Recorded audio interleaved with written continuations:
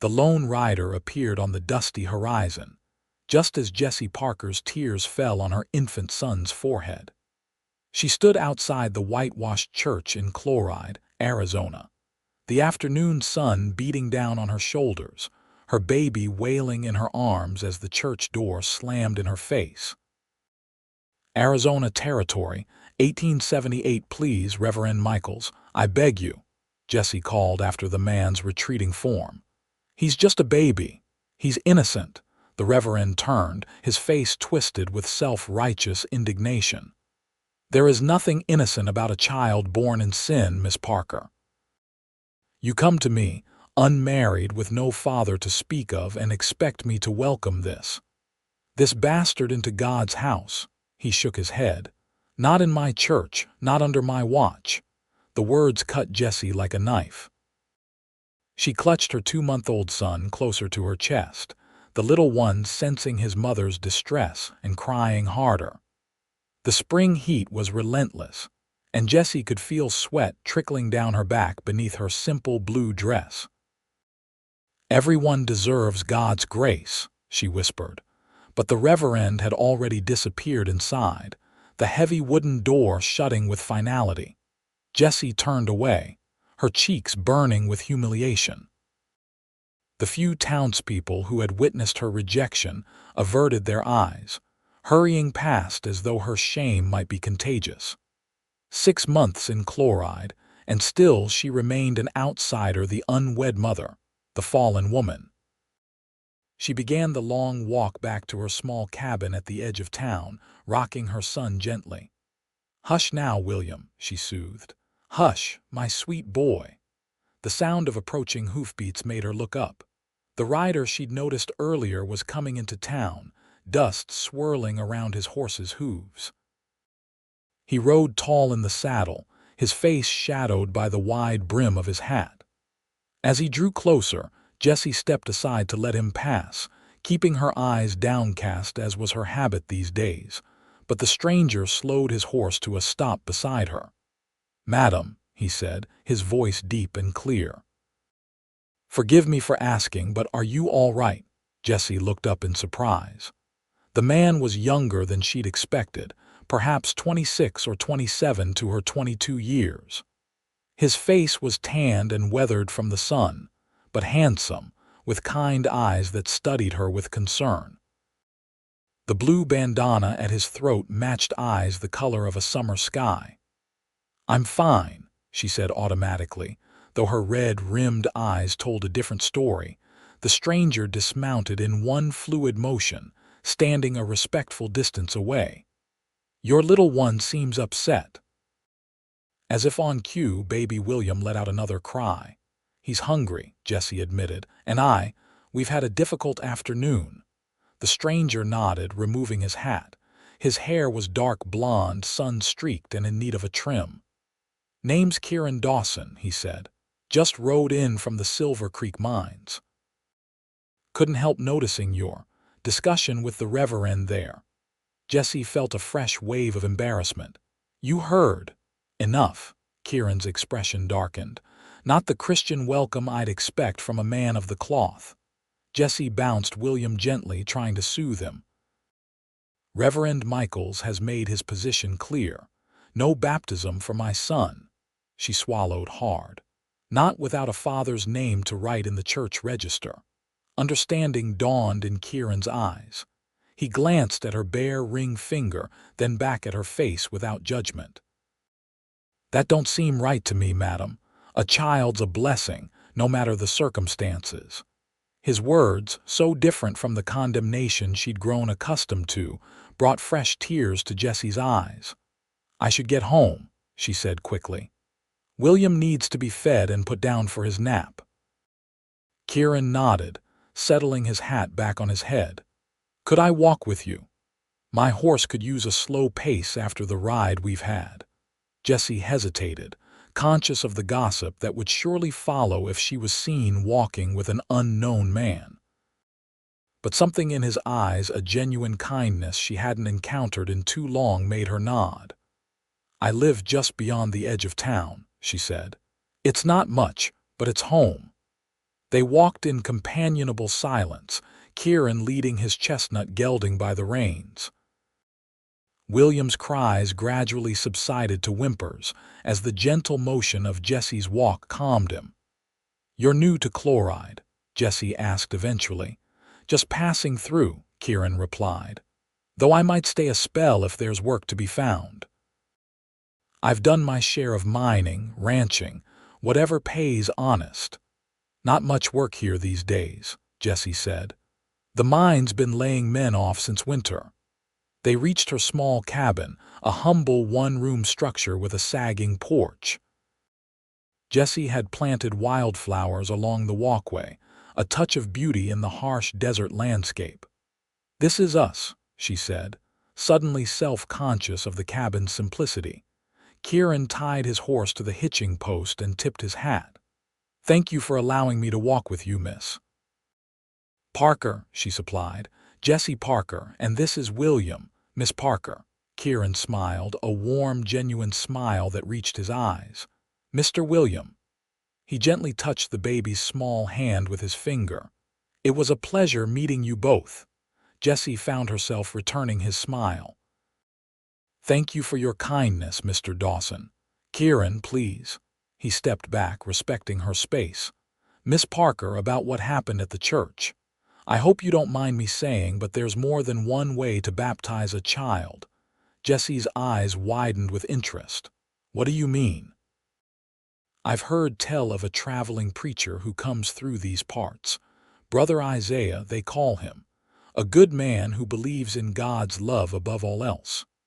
Kieran adjusted his hat. "If you'd allow it, I could ask around, find out when he'll be nearby next." Hope flickered in Jessie's heart for the first time that day. "You do that? For strangers?" Kieran's expression grew serious.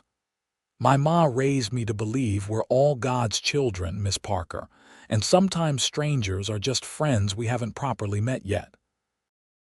The sincerity in his voice touched something in Jessie that had been cold for a long time. "I'd be grateful," she said softly. "Very grateful," Kieran nodded. "Then consider it done." He untied his horse and mounted. "I'll be staying at the boarding house in town should you need anything." Jessie watched him ride away, William now sleeping peacefully against her shoulder. For the first time since arriving in Chloride, she felt something like hope stirring in her heart. The next morning dawned clear and bright. Jessie was up with the sun, feeding William and tidying her small home. The previous day's encounter with Kieran Dawson still played in her mind. There had been something about him, a quiet strength, an unassuming kindness that had left an impression. She was hanging laundry on the line behind her cabin when she heard hoofbeats approaching. Shielding her eyes against the sun, she was surprised to see Kieran riding toward her cabin, leading a second horse with what looked like supplies. "Morning, Miss Parker," he called, dismounting with a smile. "Hope I'm not intruding." "Not at all," she replied, smoothing down her apron self-consciously. "I just put a pot of coffee on." "Sounds mighty fine." Kieran began unloading supplies from the packhorse. "I brought a few things. Heard you might be running low on provisions." Jessie's cheeks flushed. Had her poverty become town gossip as well? "Mr. Dawson, I can't accept just some flour, coffee, dried beans," he interrupted gently. "And please, it's Kieran. Mr. Dawson was my father, and he was a much more serious man than I'll ever be." Despite herself, Jessie smiled. "Well, thank you, but I insist on repaying you." Kieran carried the supplies to her porch. "No need. Consider it a welcome to Chloride, albeit a bit late." His expression grew more serious. "I also have news about Brother Isaiah." Jessie's heart quickened. "You found him already?" "Not exactly." Kieran removed his hat, running a hand through his hair. "He won't be through these parts for another month, but I spoke with a prospector who knows him well. Brother Isaiah will be preaching in Prescott in 4 weeks' time." "Prescott?" Jessie's hope dimmed. "That's nearly 70 miles from here." "It is," Kieran agreed. "But I aim to go there on business anyway.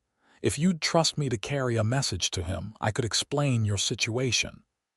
Jessie invited him inside for coffee, setting William in his handmade cradle. The cabin was simple but meticulously clean, with a small iron stove, a bed in the corner covered with a colorful quilt, and a table with two mismatched chairs. "It's kind of you to offer," she said, pouring coffee into chipped cups. "But I'd prefer to be there myself. William's baptism is important to me." She didn't add that it was her desperate attempt to provide her son with something legitimate in a world that would always view him as illegitimate. A baptismal certificate might be the only official document he'd ever have that didn't mark him as less than others.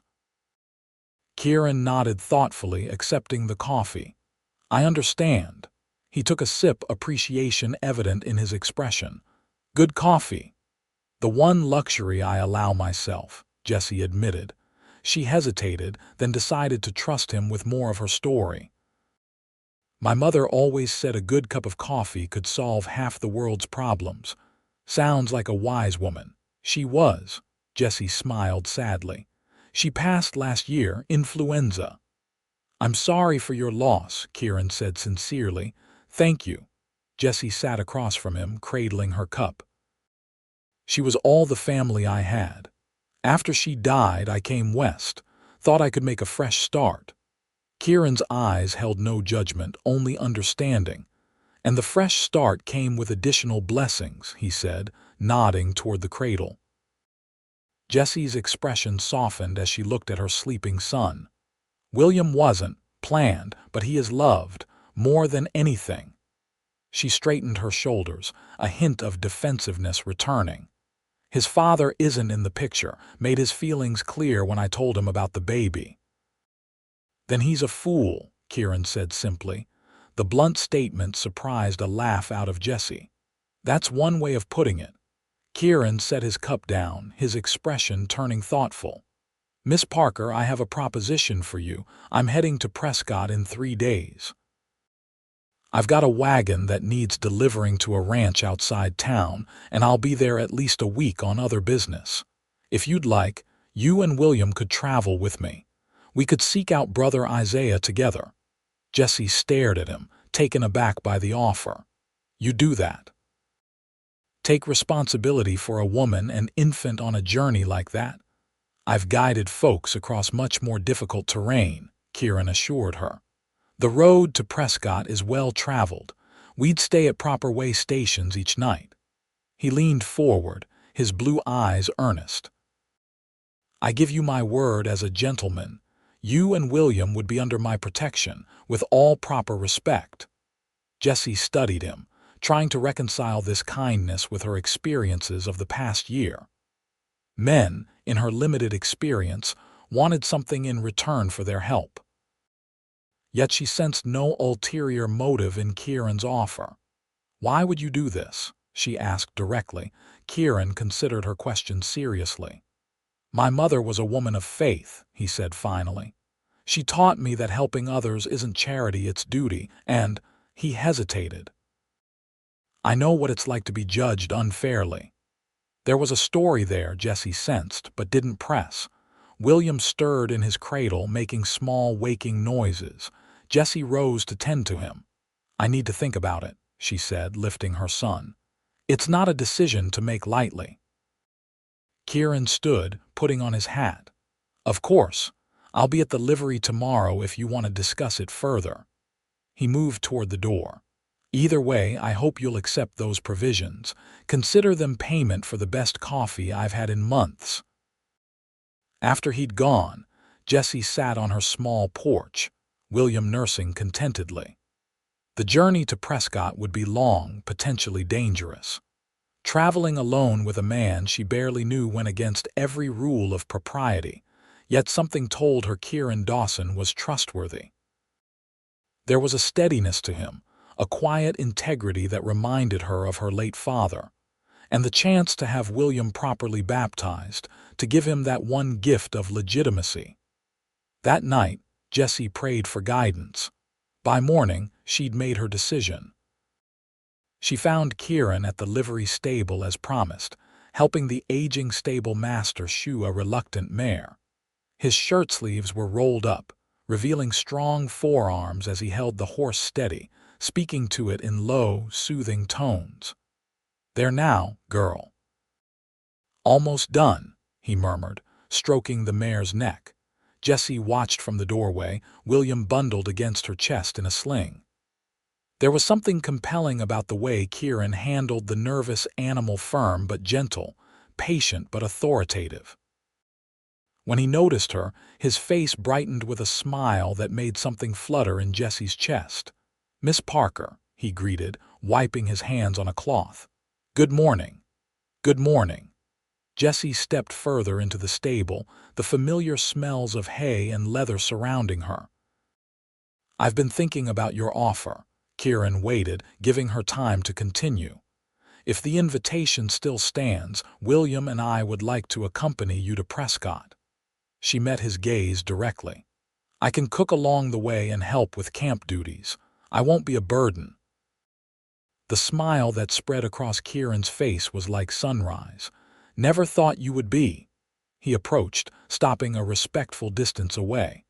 "We'll leave day after tomorrow if that gives you enough time to prepare." "It does." Jessie nodded, relief washing over her. "Thank you, Mr. Dawson." "Kieran," he corrected gently. "Kieran," she echoed, a small smile playing at her lips. They spent the next hour discussing practical matters, what supplies she should bring, how they would manage with an infant on the trail, the route they would take. Kieran was thorough and practical, his experience evident in the way he anticipated potential challenges. "The wagon has a good cover," he explained. "You and William can ride inside if the sun gets too hot.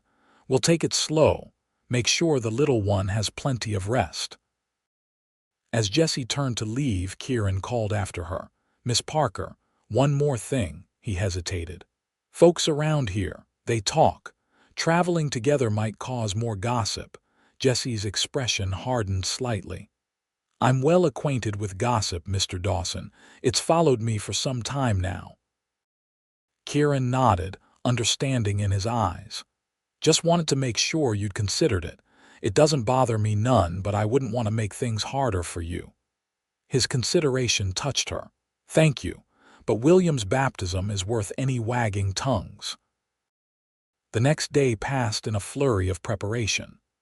Jessie packed her few belongings, sewed a new sunbonnet, and visited the general store for the supplies Kieran had recommended.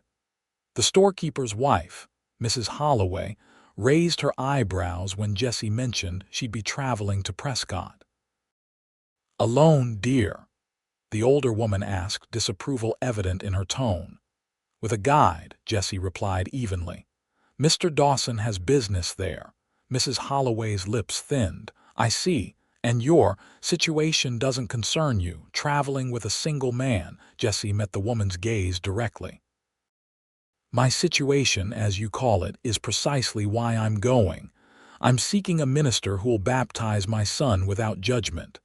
The storekeeper's wife had the grace to look abashed. "Well, I suppose that's admirable." "I think so." Jessie paid for her purchases and left, head held high despite the burn of humiliation she felt. 6 months in chloride, and still the whispers followed her like shadows. Dawn was just breaking when Kieran arrived at her cabin the following morning. The wagon was sturdy, with a fresh canvas cover and 2 strong horses in harness. He jumped down to help load her belongings. "Not much," he observed as he stowed her single trunk. "We travel light, William and I," Jessie replied, securing her son's cradle in the wagon bed. Kieran's gaze swept over the small cabin. "Leaving anything behind you'll miss." Jessie thought of the wildflowers she'd planted, the small vegetable garden just beginning to sprout. "Nothing that matters."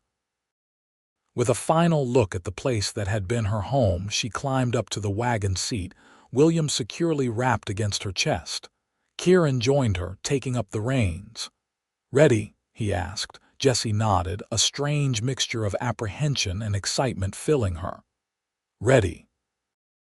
With a click of his tongue, Kieran set the horses in motion. The wagon creaked forward, leaving Chloride and all its judgments behind them. The morning passed pleasantly as they traveled northwest along the dusty road. Kieran proved to be good company, neither too talkative nor too silent. He pointed out landmarks, shared stories of his travels, and occasionally sang softly trail songs and ballads that made William stare up with wide, curious eyes. By midday, they stopped in a shady grove to rest the horses and eat. Kieran spread a blanket beneath a cottonwood tree, and Jessie laid William down to stretch his little limbs while she prepared a simple meal of bread, cheese, and dried fruit. "He's a good traveler," Kieran observed, watching the baby kick his legs energetically. "He is," Jessie agreed proudly. Hardly cried at all this morning. They ate in companionable silence, the desert stretching around them, painted in hues of amber and rust. Birds called from the scattered mesquite, and a warm breeze carried the scent of sage. "May I ask you something, Miss Parker?" Kieran said finally, accepting a cup of water from her canteen. "Jessie," she corrected with a small smile. "If I'm to call you Kieran, it's only fair." He returned her smile. "Jessie, then. I was wondering what brought you to Chloride specifically. It's not exactly a thriving town these days." Jessie looked out over the landscape, considering her answer. "Desperation," she admitted finally. "After my mother died, I had few options. I was working as a shopkeeper's assistant in Tucson, but when my condition became apparent, I lost my position."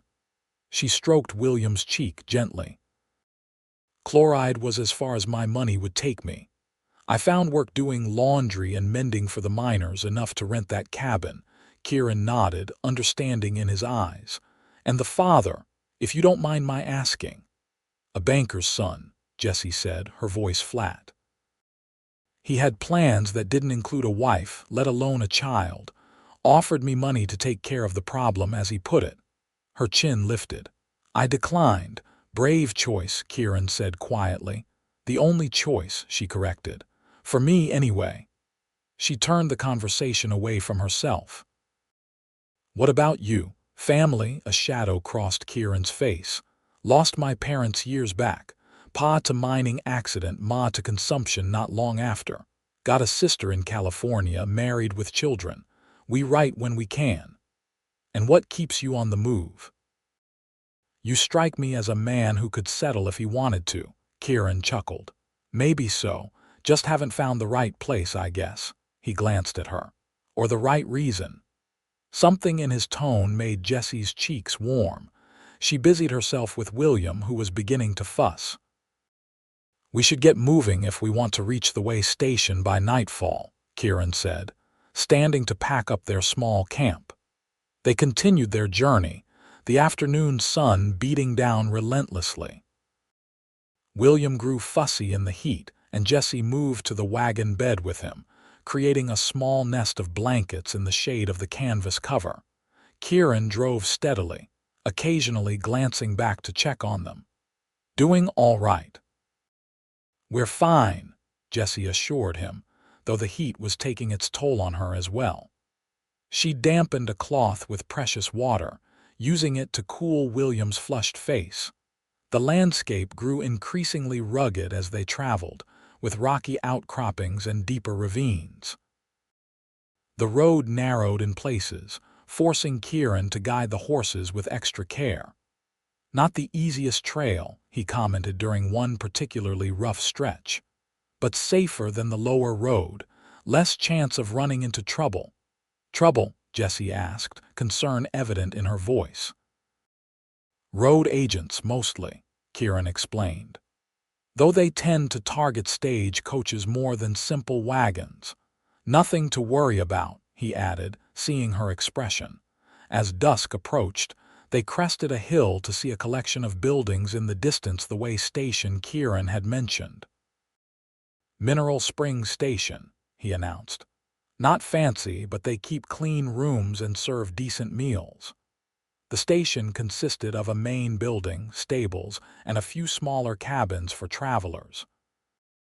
As Kieran helped Jessie down from the wagon, William cradled in her arms, the station manager emerged a portly man with a thick mustache. "Dawson," he called in greeting. "Been a spell since you passed through." "Reynolds," Kieran returned with a nod. "Need a room for the lady and her child and one for myself, and stabling for the horses, of course." Reynolds' gaze lingered on Jessie and William, a question in his eyes that he was too polite to voice. "Got 2 rooms available. Supper's in an hour if you're interested. Nothing fancy, stew and biscuits tonight." "Sounds perfect," Kieran said, paying for their accommodations. The room was simple but clean: a narrow bed, washstand, and small window overlooking the dusty yard. Jessie settled William, who was exhausted from the day's journey, and washed the trail dust from her face and hands before joining Kieran in the main room for supper. Several other travelers were already seated at the long table: a cattle buyer and his assistant, a mail carrier, and an elderly couple returning from visiting family. Jessie felt their curious gazes as she took her seat beside Kieran, but he skillfully deflected attention by engaging the cattle buyer in conversation about conditions further north. The stew was hearty and the biscuits fresh, a welcome change from trail food. Jessie ate gratefully, listening to the conversations around her. William slept peacefully in a sling across her chest, occasionally making small, dreaming noises that drew fond glances from the elderly woman across the table. "You're first?" she asked kindly. "Yes," Jessie replied, relieved at the woman's friendly tone. "Beautiful child, how old?" "Just over 2 months." The woman nodded approvingly. "Brave to travel with one so young, going far." "Prescott," Kieran answered, rejoining their conversation. "Family business." The simple phrase, "family business," sent an unexpected warmth through Jessie. By implying they were a family, Kieran had neatly headed off further questions about their relationship. It was a kindness she hadn't expected.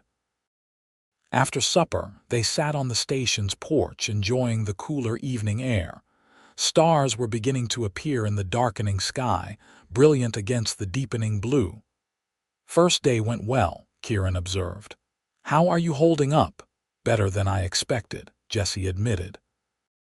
"Though I imagine I'll feel every bump in the road tomorrow," Kieran chuckled. "Trail riding takes some getting used to. We can take it slower if you need." "No," Jessie said firmly. "I don't want to delay your business in Prescott."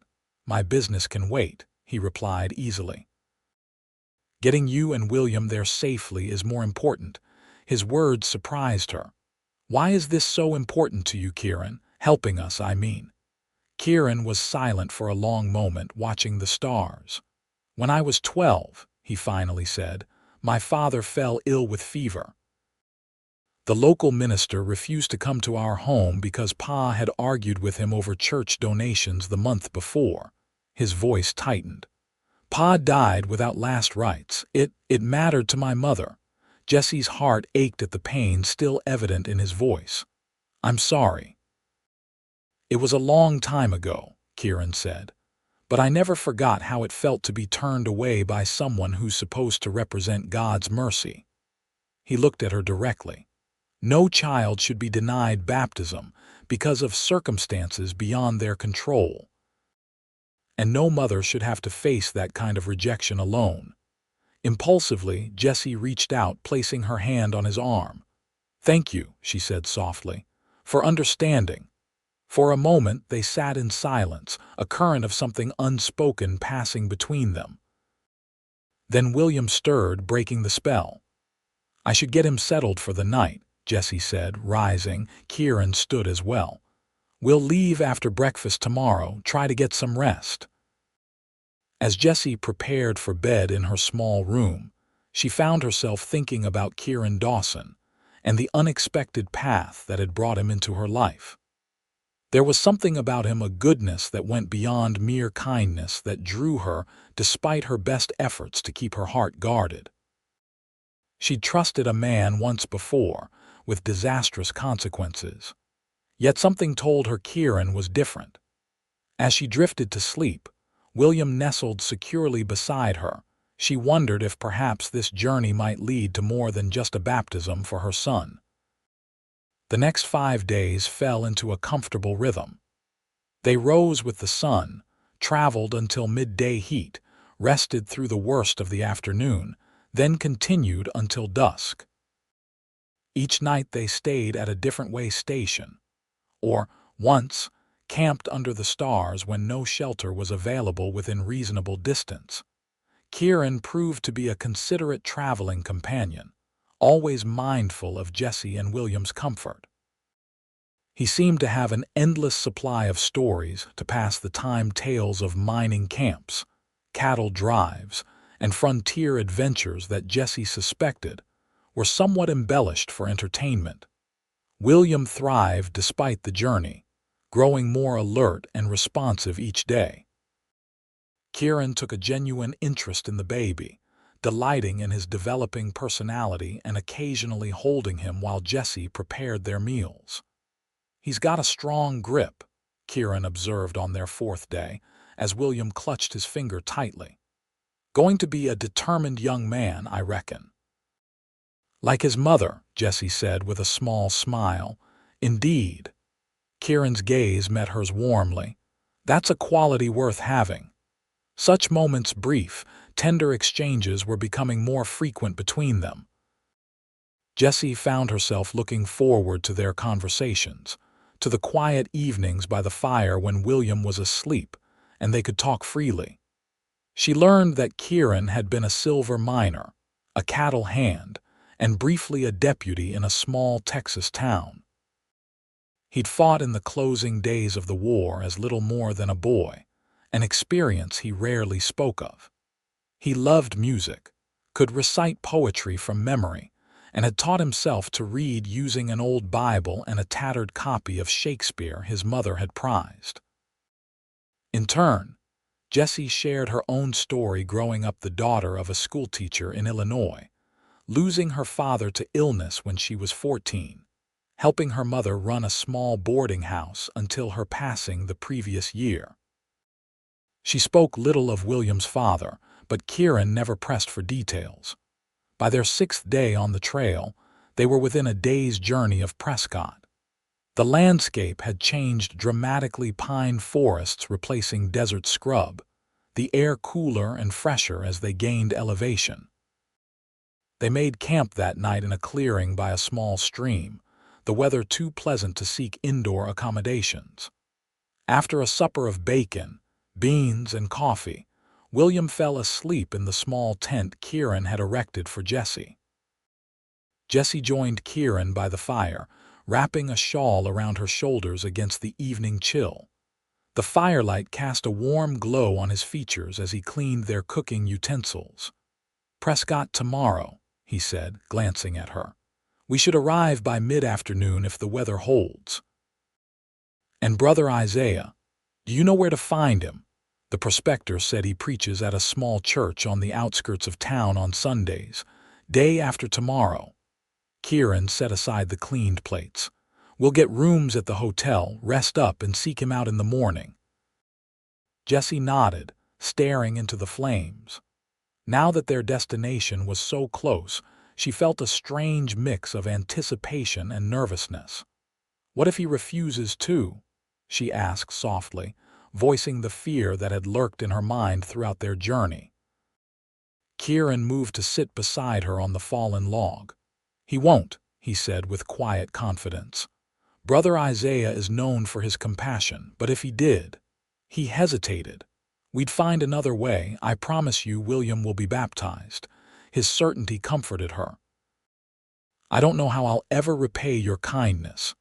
Kieran looked at her, the firelight reflecting in his eyes. "Seeing you and William happy is payment enough." Their gazes held for a long moment. Jessie felt a warmth that had nothing to do with the fire spreading through her chest. Kieran leaned slightly closer, and for a breathless moment she thought he might kiss her. Instead, he reached out slowly, brushing a strand of hair from her face with gentle fingers. "You deserve happiness, Jessie Parker," he said softly. "Don't ever let anyone make you believe otherwise." The tenderness in his voice brought unexpected tears to her eyes. She looked away quickly, embarrassed by her emotional response. "I should check on William," she said, rising. Kieran stood as well. "Of course. Get some rest. I'll keep watch for a while." In the privacy of her tent, Jessie pressed her hands to her flushed cheeks. What was happening to her? After William's father had abandoned her, she'd sworn never to trust her heart to a man again.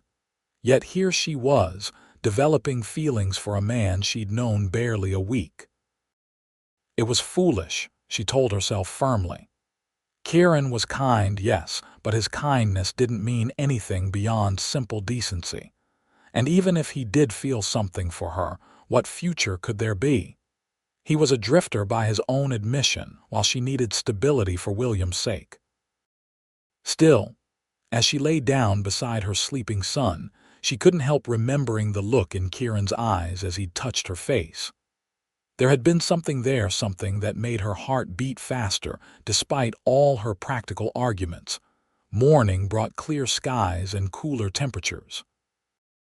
They broke camp efficiently, both somewhat quiet after the intimacy of the previous evening. As they continued toward Prescott, the trail wound through pine forests and across mountain meadows vibrant with wildflowers. "Beautiful country," Jessie commented, breaking a silence that had stretched too long. "It is," Kieran agreed. "Different from Chloride." "In every possible way," she said with feeling. Kieran glanced at her. "Have you thought about staying? In Prescott, I mean, might be more opportunities there." The question caught Jessie off guard. "I hadn't considered it. Might be worth thinking about," Kieran said casually. "Growing town, plenty of work. They even have a proper school." Jessie looked at him curiously. "Are you suggesting I shouldn't return to Chloride?" Kieran kept his eyes on the trail. "Just suggesting you have options." The idea took root in Jessie's mind as they continued their journey. Prescott was indeed larger and more established than Chloride. Perhaps there would be less judgment there, more opportunities for a fresh start. Mid-afternoon brought them to the outskirts of Prescott. The town was considerably larger than Chloride, with proper streets, numerous businesses and homes ranging from simple cabins to impressive residences that spoke of prosperity. "Palace Hotel is supposed to be decent," Kieran said as they entered the town proper. "Not too expensive either." The hotel was a two-story structure on Montezuma Street, painted white with green trim. Kieran secured adjoining rooms on the second floor, carried their belongings upstairs, and helped Jessie settle in. "I need to deliver the wagon to the McMurtry Ranch this evening," he explained. "But I'll be back for supper if you'd like company." "I would," Jessie replied, suddenly reluctant to be separated from him after days of constant companionship. "William and I will rest until then." Kieran tipped his hat. 6 o'clock in the dining room, we'll be there."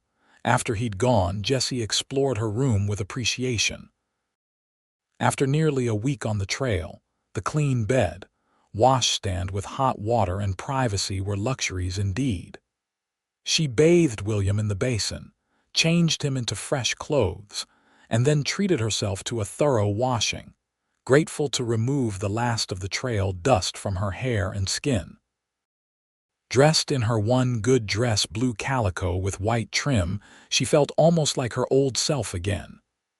William, fed and content, dozed in the middle of the bed, surrounded by pillows to prevent him from rolling. Jessie stood by the window, looking out at the bustling town. Prescott certainly offered possibilities that Chloride did not, but starting over again would require resources she didn't have. And what would Kieran do once his business was concluded? Return to his wandering ways, most likely. The thought brought an unexpected pang. At 6 o'clock, she made her way downstairs with William. Kieran was waiting in the hotel lobby, freshly bathed and shaved, wearing a clean shirt that brought out the blue of his eyes. Something in her expression must have shown her appreciation, for he smiled with uncharacteristic shyness. "You look lovely," he said, his gaze warm. "Thank you." Jessie adjusted William in her arms. "As do you. Cleaner, at least," Kieran chuckled. "Amazing what soap and hot water can accomplish." He offered his arm. "Shall we?" The hotel dining room was busy but not crowded. They were seated at a small table near the window, a high chair provided for William, who was awake and observing his new surroundings with wide-eyed curiosity. "McMurtry was pleased with the wagon," Kieran reported as they studied the menu. "Gave me a bonus for delivering it in such good condition." "That's wonderful," Jessie said. "And your other business here?" Kieran hesitated. "Still some details to work out. I'll know more in a few days." He changed the subject. "I asked about Brother Isaiah. He's staying at a place called the Juniper House on the edge of town. We can go there tomorrow morning if you'd like." "Yes," Jessie said eagerly. "The sooner the better." They enjoyed a pleasant meal, the food a welcome change from trail provisions. William behaved admirably, earning smiles from neighboring diners. For once, Jessie didn't feel the weight of judgment upon her. As they were finishing, a distinguished-looking man approached their table. Silver-haired and well-dressed, he had the confident bearing of someone accustomed to respect. "Kieran Dawson," he said warmly. "Thought that was you." Kieran stood, extending his hand. "Judge Holbrook, good to see you, sir." "Likewise." The judge's gaze moved to Jessie and William with polite interest. "Judge, may I introduce Miss Jessie Parker and her son, William," Kieran said. "Jessie, this is Judge Samuel Holbrook. We've had dealings in the past." "A pleasure, Miss Parker," the judge said, bowing slightly. "Charming child." "Thank you, Your Honor," Jessie replied, somewhat intimidated by the man's position. "Will you be in town long?" the judge asked Kieran. "At least through next week," Kieran replied. "I have some matters to settle," the judge nodded. "Stop by my office when you have time. We should discuss the proposition I mentioned in my letter."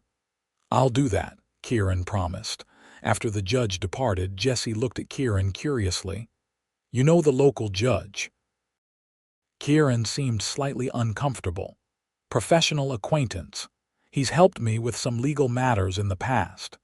Jessie sensed there was more to the story, but Kieran's expression discouraged further questions. They returned to their rooms after dinner, pausing in the hallway between their doors. Jessie felt suddenly shy, aware of how intimate their arrangement might appear to others. "Thank you for supper," she said. "My pleasure." Kieran smiled down at her. "Try to get some rest. Tomorrow's an important day." "Yes." Jessie shifted William to her other arm. "Kieran, thank you for everything. I don't know what I would have done without your help." Kieran's expression softened. "You'd have found a way. You're stronger than you give yourself credit for." He reached out, gently touching William's head. "Good night, little man." Then, with a tip of his hat to Jessie, "Good night, Miss Parker." "Good night," she whispered, watching him enter his room before retreating to her own. Sleep came slowly that night, her mind too full of thoughts about the coming day and about the man in the next room who had become far more important to her than she'd ever intended. Morning dawned bright and clear, a perfect Arizona spring day. Jessie dressed William in the christening gown she'd sewn herself, simple but beautiful, with tiny embroidered crosses along the hem. Her own attire was more modest, her blue dress again, freshened and pressed as best she could manage. Kieran was waiting in the lobby when she came down, handsome in a dark coat and vest that suggested this was no ordinary day to him either. "You both look perfect," he said, his admiration evident. "I want everything to be right," Jessie admitted. "It matters so much." "It will be," Kieran assured her, He offered his arm. "Shall we go meet Brother Isaiah?" They walked through Prescott's morning bustle, Kieran carrying William to spare Jessie's arms. The Juniper House proved to be a modest boarding house on a quiet side street, shaded by towering ponderosa pines. Jessie's heart pounded as Kieran knocked on the door. What if Brother Isaiah was like Reverend Michael's? What if this journey had been for nothing? The door opened to reveal a middle-aged woman with kind eyes and flour-dusted hands. "Good morning," she greeted them. "How may I help you?" "We're looking for Brother Isaiah," Kieran explained. "I understand he's staying here." "He is indeed." The woman smiled. "He's taking breakfast in the garden. May I ask your business with him?" "A baptism," Jessie said, her voice steadier than she felt. "For my son." If the woman noticed Jessie's lack of a wedding ring, she gave no indication. "Come this way." She led them through the house to a small garden behind, where a man sat alone at a rustic table beneath an apple tree in full bloom. He was older than Jessie had expected, perhaps 60, with a full white beard and weathered face that spoke of years in the open air. Despite the warm day, he wore a black coat over a collarless shirt, the only indication of his calling, a simple wooden cross hanging from a cord around his neck. He looked up as they approached, keen eyes taking in the three of them with interest. "Brother Isaiah," the woman said, "these folks are seeking a baptism." The preacher rose, extending weathered hands to them. "Then they've come to the right place.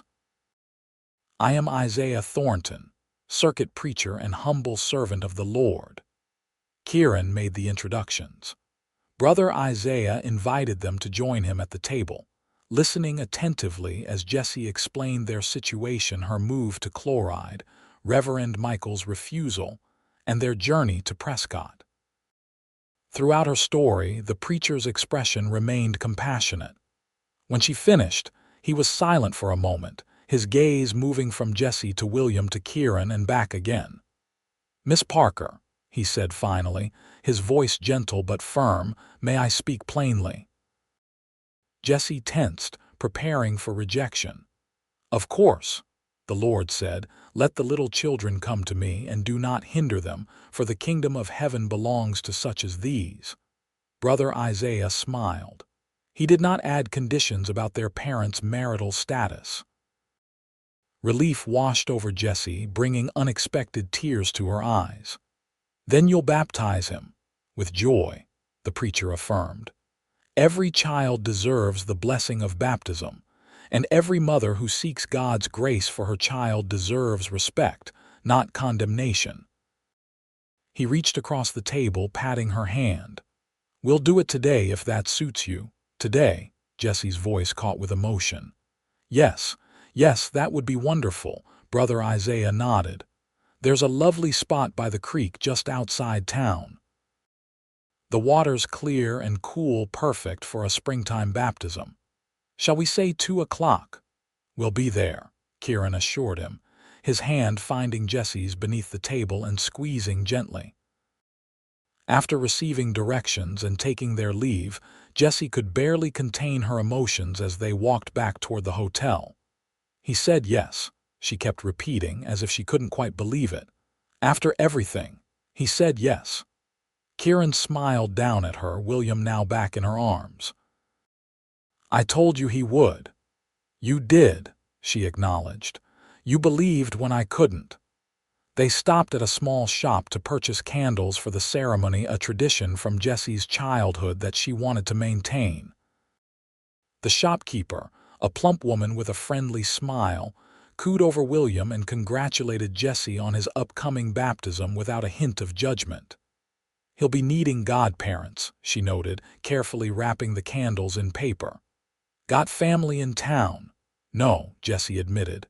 "It's just us." The woman looked at Kieran speculatively. "Well, traditional to have two, but one good godfather's better than none, I always say." The comment hung in the air between them as they left the shop.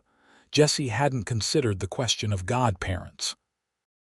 In her planning, she'd focus solely on the baptism itself. Would you? She began hesitantly as they walked. That is, if you'd be willing. William needs a godfather. Kieran stopped walking, turning to face her with an expression of genuine surprise. Me? Are you certain? Jessie nodded.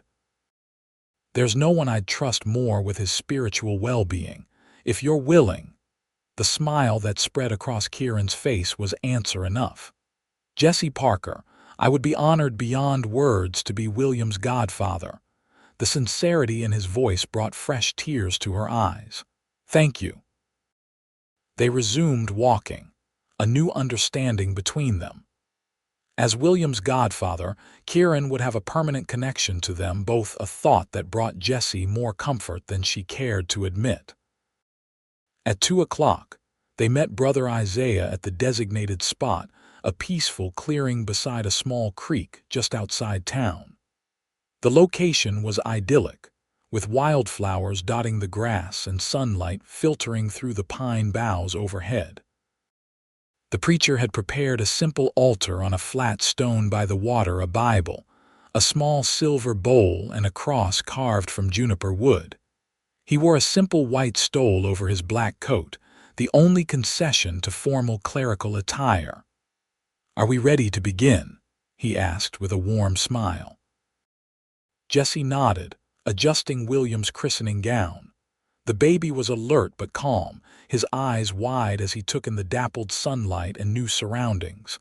And you'll be standing as godfather, Brother Isaiah asked Kieran, who nodded solemnly. I will. The ceremony was simple but moving. Brother Isaiah read from Scripture, spoke briefly about the significance of baptism, and then invited them to the water's edge.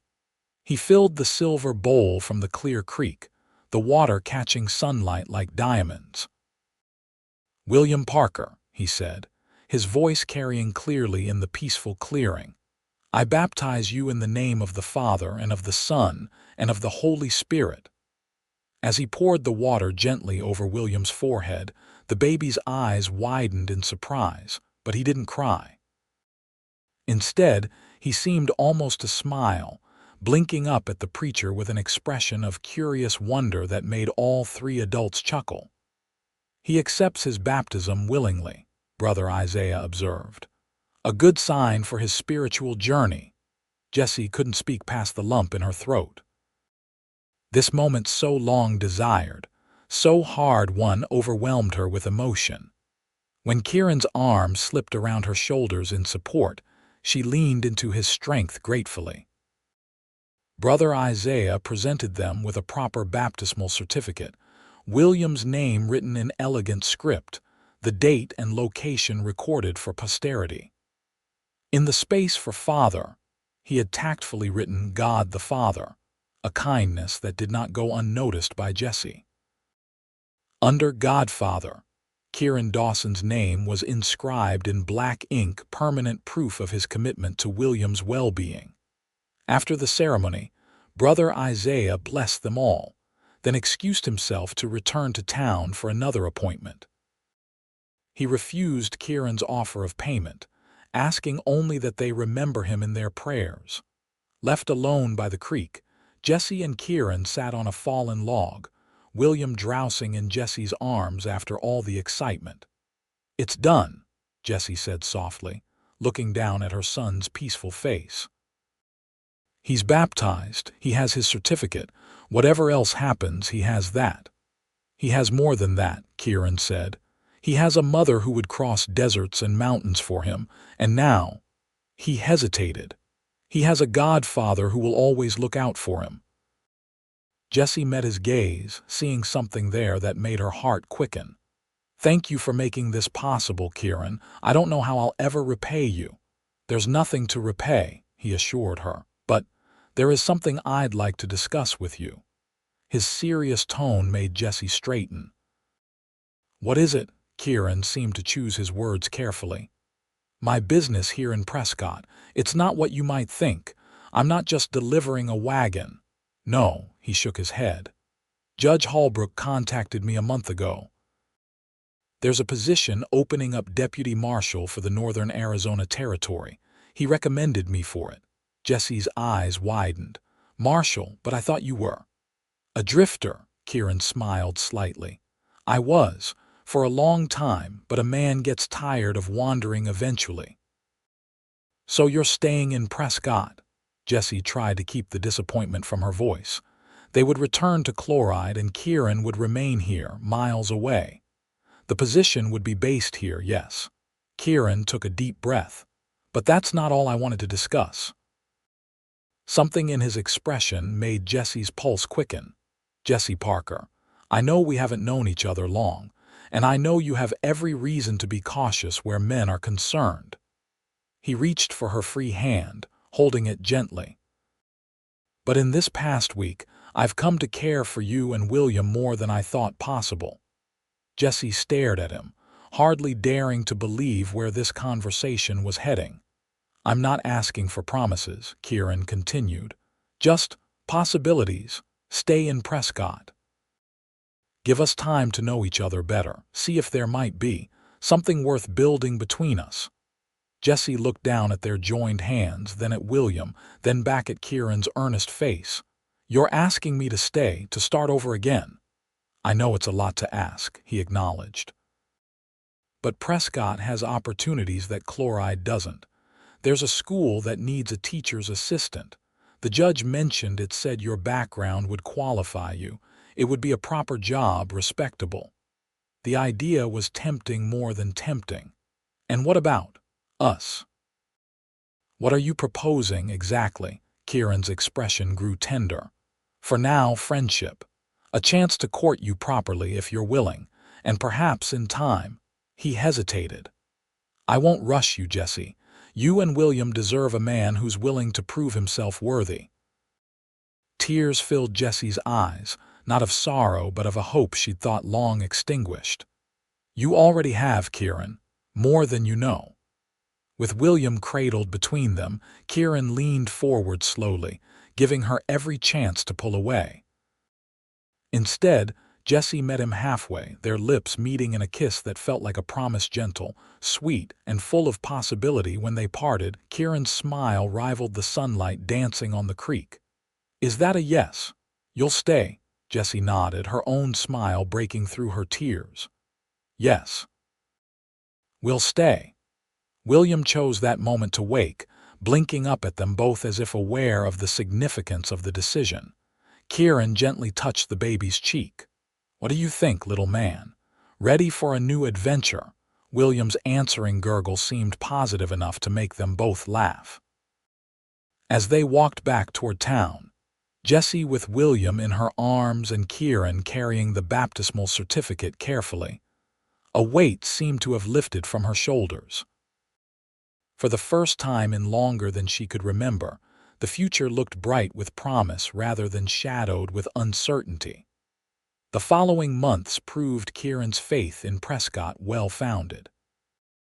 Jessie secured the position at the school, teaching reading and arithmetic to younger children while a kindly widow in the apartment above hers watched William during school hours.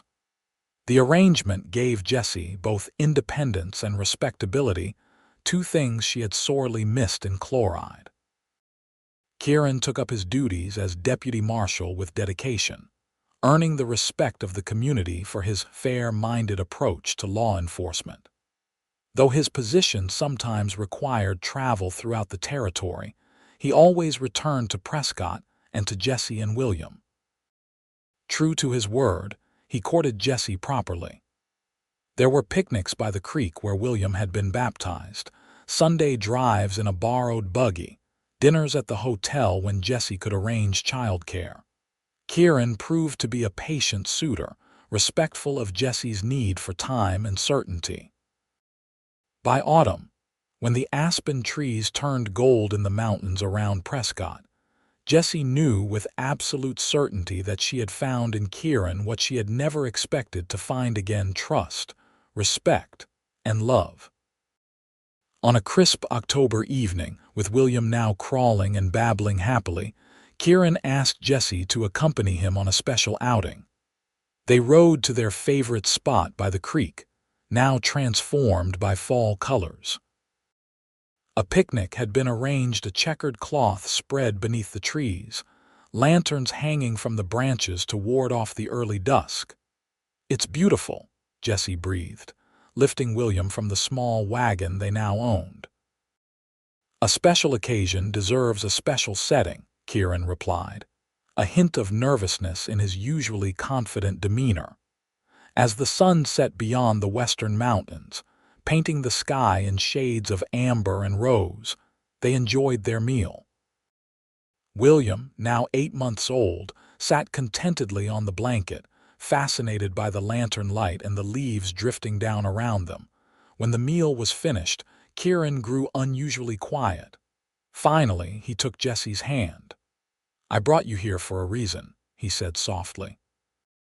"I guessed as much," she replied, her heart beginning to race. Kieran smiled. "You always were perceptive." He took a deep breath.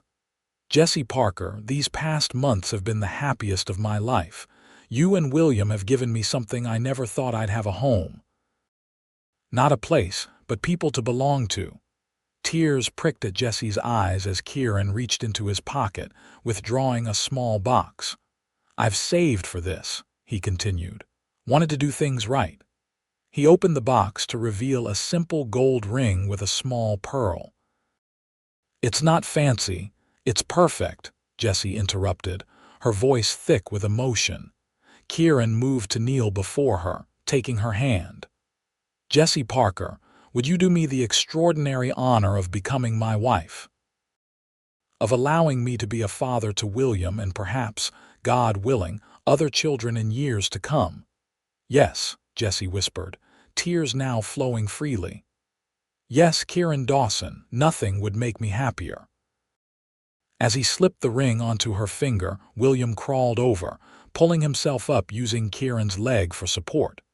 Kieran laughed, lifting the baby into their embrace. "I think he approves," Kieran said, his own eyes suspiciously bright.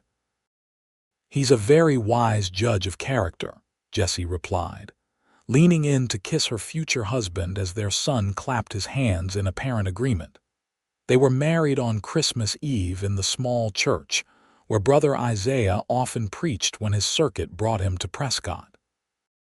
The ceremony was simple but joyful, attended by friends they'd made in their months in town, fellow teachers, the judge and his wife, Kieran's colleagues.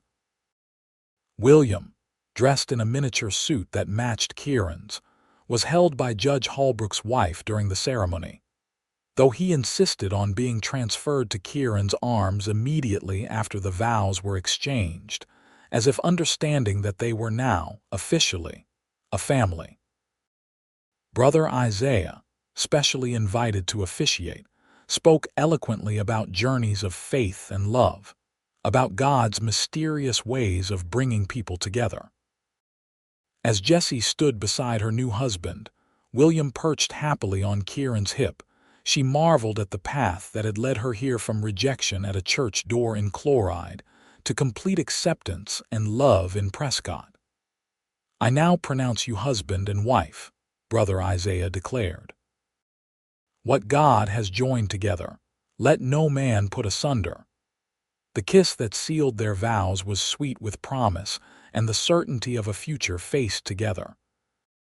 2 years later, on a summer evening much like the one when they'd first met, Kieran sat on the porch of their home, a modest but comfortable house on a quiet Prescott street. William, now a sturdy 3-year-old with his mother's determination and his adoptive father's curiosity, played with wooden blocks on the porch beside him. The screen door opened, and Jessie emerged, their 3-month-old daughter Sarah cradled in her arms. Kieran's face lit up at the sight of them, as it did every time, no matter how often they appeared. "She finally fell asleep," Jessie said, settling into the rocking chair beside him. "I thought she might never surrender," Kieran chuckled. "Stubborn like her mama." "And her papa," Jessie returned with a smile. They sat in companionable silence, watching William arrange his blocks into increasingly complex structures, occasionally narrating his progress in the earnest, half-comprehensible language of a 3-year-old. "Letter came today," Kieran said after a while. "From Brother Isaiah." Jessie looked up with interest. "Good news, I hope. He'll be passing through next month. Wants to baptize Sarah while he's here." Jessie smiled, looking down at their sleeping daughter. "Perfect. It seems fitting, doesn't it, that he should baptize both our children?" Kieran nodded, reaching over to gently stroke Sarah's downy head. "Full circle," he agreed. William abandoned his blocks, coming to lean against Kieran's knee. "Papa, tell story," he requested. "Which one, buddy?" Kieran asked, lifting the boy onto his lap. "The one about Mama and the mean man and the nice preacher," William said decisively. It was his favorite tale, though Jessie suspected he understood little of its significance. Kieran met Jessie's eyes over their son's head, a shared look of love and gratitude passing between them. "Well," he began, settling William more comfortably. "Once upon a time, there was a brave, beautiful lady and her baby boy who needed to find a special blessing." As Kieran's deep voice recounted their story, simplified for a child's understanding, but no less miraculous in its telling, Jessie closed her eyes in contentment. From the darkest moment of her life had come light beyond imagining, a husband who loved her completely, a son who was cherished, a daughter born of that love, and a home filled with joy. The journey from Chloride to Prescott had been far more than a physical one. It had been a journey from rejection to acceptance, from judgment to love, from isolation to family. And it had all begun with a minister's refusal and a cowboy's kindness, a seemingly small moment that had changed everything. When Kieran finished the story, William was nearly asleep, his head nodding against his father's chest. Jessie opened her eyes to find her husband watching her, love plain in his gaze. "Thank you," she said softly. "For the story?" Kieran asked with a gentle smile. "For everything," Jessie replied. "For finding a preacher who would baptize our son, for believing in me when no one else did, for giving us a family." Kieran reached across the space between them, taking her free hand in his.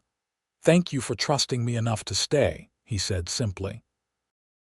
"Best decision I ever made was stopping to help a lady in distress outside a church in Chloride." As the Arizona twilight deepened around them, Jessie reflected that perhaps Reverend Michaels had done her a favor after all.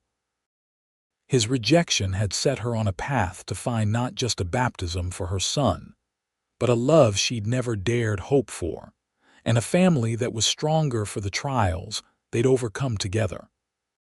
Sometimes, she thought, watching her husband carry their sleeping son inside while she followed with their daughter, the greatest blessings come disguised as obstacles. And sometimes, a journey that begins in tears ends in immeasurable joy.